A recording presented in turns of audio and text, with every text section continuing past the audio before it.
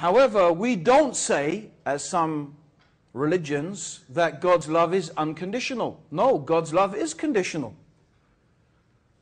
God loves those who are good and who obey Him and who follow His guidance. And God hates those, although God does not usually in the Quran use that term hate. Usually you find the Quran says, إِنَّ اللَّهَ لَا يُحِبُّ, which means very God does not love al-fasiqeen al-zalimin, meaning the wrongdoers, the evildoers. So even in the Quran the emphasis is more often on the fact that God does not love people who do wicked things. Yes, God is compassionate, God is merciful, and that extends to all the creatures. But again, similarly, it is not an absolute, unconditional attribute. God is also just. He is also shadid al-iqab, which means He is the severe in punishment. So, in Islam, the Quran teaches us that God has many attributes. God has many names. God has many qualities.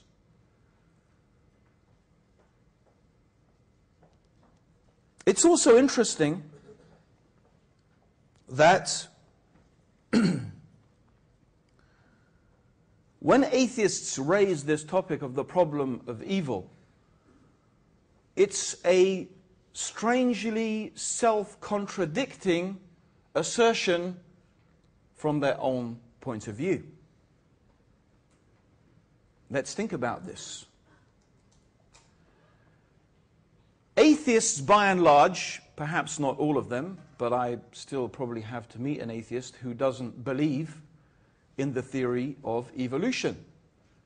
In fact, for atheists, the theory of evolution, for them, is one of the strongest arguments that they use to rationalize that we don't need a creator. We have sufficient explanation from natural causes to explain the wide variety of life that we find on our planet. Of course, it's worth noting that evolution, or the process of evolution, does nothing to be able to explain the fine-tuning of the universe.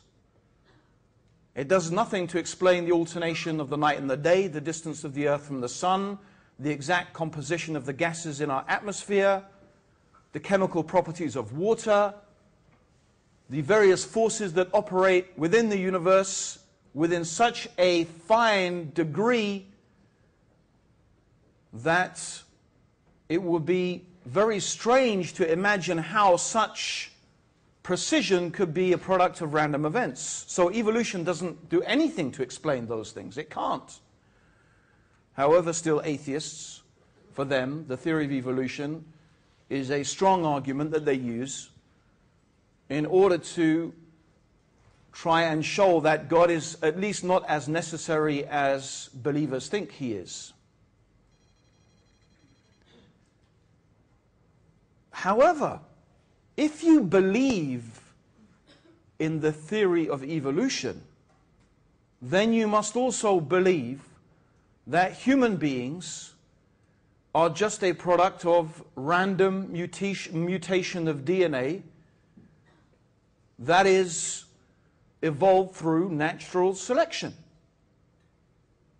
And the question here is, as an atheist, where do you get the idea of evil from in the first place? Because since we human beings are merely animals, perhaps slightly sophisticated animals or advanced animals, but just the same, we are just animals, and therefore we are just a product of the natural causes. It's very beneficial to be able to highlight this through a specific example. I don't know, what is that? Beeping. It's good to highlight this through a specific example. The specific example I'd like to give, for example, is, you just watch any documentary okay, about a nature program of one animal fighting and killing and eating another. So let's take the herds of wildebeest in the Masai Mara Park that goes between, or the Serengeti, as it's called, between Tanzania and Kenya.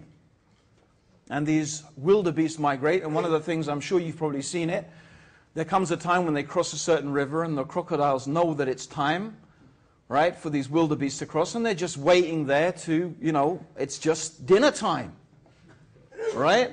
Now, we don't sit there and look at the crocodiles and say, oh my God, look at that evil crocodile eating that wildebeest.